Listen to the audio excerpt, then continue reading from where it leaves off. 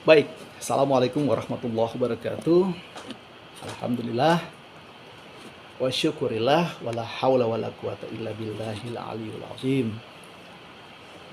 Saya berterima kasih ada pertanyaan yang diajukan kepada saya terkait dengan eh,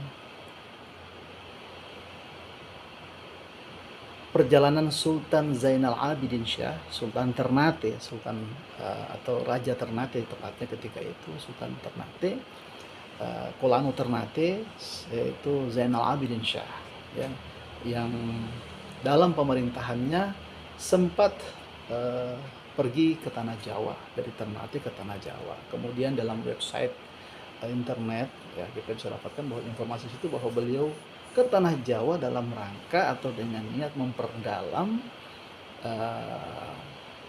agama Islam, ya.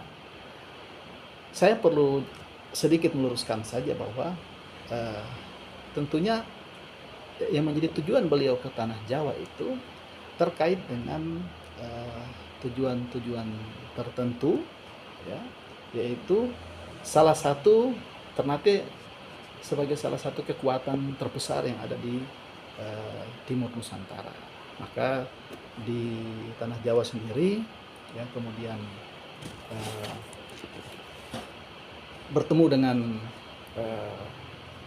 penguasa ketika itu adalah Kerajaan Demak, ya, yang ada di Indonesia ataupun Nusantara, tengah Nusantara, bagian tengah Nusantara, dan juga di bagian barat Nusantara. Di sana ada Pasai, ya, Samudra Pasai, sehingga tiga kekuatan besar ini, Nusantara Timur, Nusantara Tengah, Nusantara Barat, bertemu di sana.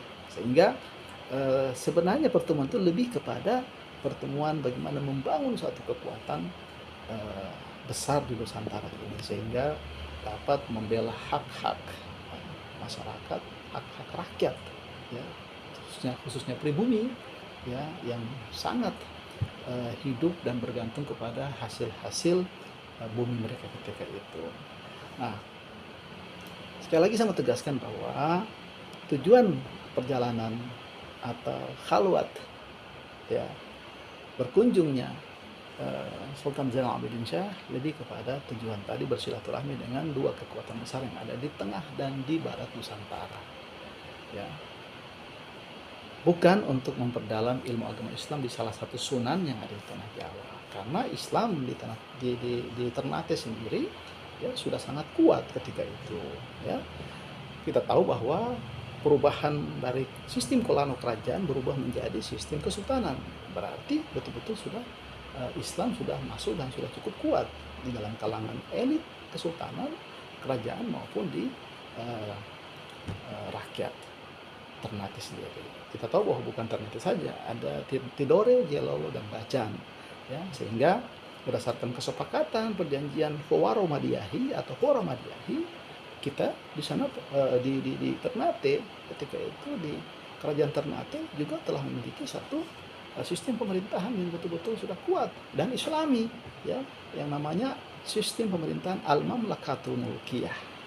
Ya, saya ulang lagi, sistem pemerintahan Al-Mamlakatul Mulkiyah. Sehingga tidak mungkin sejarah itu mencatat bahwa beliau berkhalwat ataupun berkunjung ke sana untuk memperdalam, sementara beliau sendiri adalah sultan, ya, yang insya Allah dengan ridha Allah sudah mengamalkan Islam secara kafah.